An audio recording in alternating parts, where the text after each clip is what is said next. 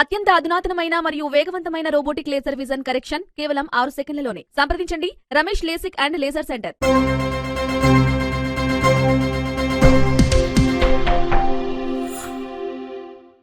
నమస్తే, welcome to Vihari news. తెలంగాణలో కాంగ్రెస్ ప్రభుత్వం 6 గ్యారెంటీల అమలుకు కసరత్తు చేస్తోంది. ఇందులో భాగంగానే నిన్న సీఎం రేవంత్ రెడ్డి అధ్యక్షతన తెలంగాణ సచివాలయంలో మంత్రివర్గ సమావేశం జరిగింది.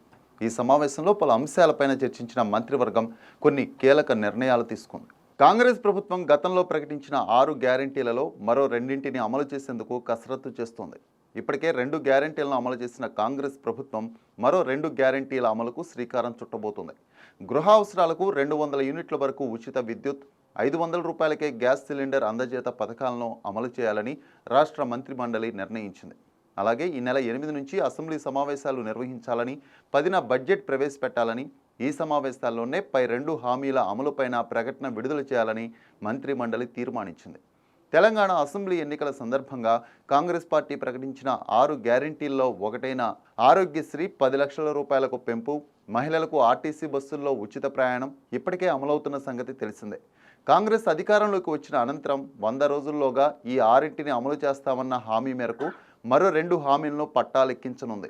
నిన్న డాక్టర్ బిఆర్ అంబేద్కర్ తెలంగాణ సచివాలయంలో సీఎం రేవంత్ రెడ్డి అధ్యక్షతన 3 గంటలకు పైగా జరిగిన మంత్రివర్గ సమావేశంలో పలు కీలక నిర్ణయాలు తీసుకున్నారు. సమావేశం అనంతరం మంత్రులు దుద్దిళ్ల శ్రీధరబాబు, పొంగులేటి శ్రీనివాసరెడ్డి మీడియాతో ఆ వివరాలు పంచుకున్నారు. ఆర్టీసీ బస్సుల్లో ఇప్పటి వరకు 14.25 కోట్ల మంది మహిళలు ఉచితంగా ప్రయాణం చేశారని, ప్రతిపక్షాల నోటికి ప్లాస్టర్ వేసే విధంగా మరో 2ంటిని త్వరలో అమలు చేయడానికి వీలుగా అసెంబ్లీ బడ్జెట్ సమావేశాల్లో ముఖ్యమంత్రి ప్రకటిస్తారని మంత్రులు తెలిపారు. అలాగే రాష్ట్రంలో బీసీ కులగణన చేయాలని కేబినెట్ నిర్ణయించింది.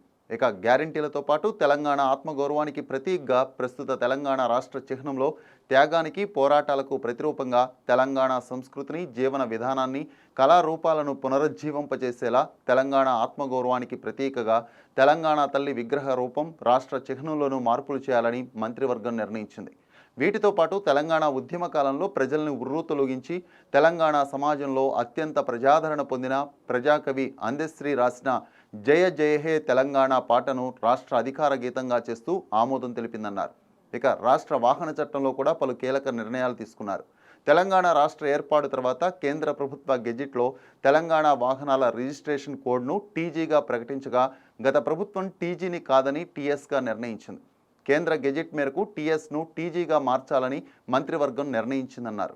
ఇందుకోసం వాహనాల రిజిస్ట్రేషన్ చట్టంలో సవరణలు చేయనున్నారు.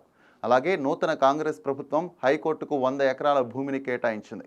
ఈ విషయంలో విద్యార్థులు, ప్రొఫెసర్లు ఆందోళన వ్యక్తం చేస్తున్న తరుణంలో ఈ సమస్యను కూడా త్వరలో పరిష్కరిస్తామని మంత్రులు తెలిపారు.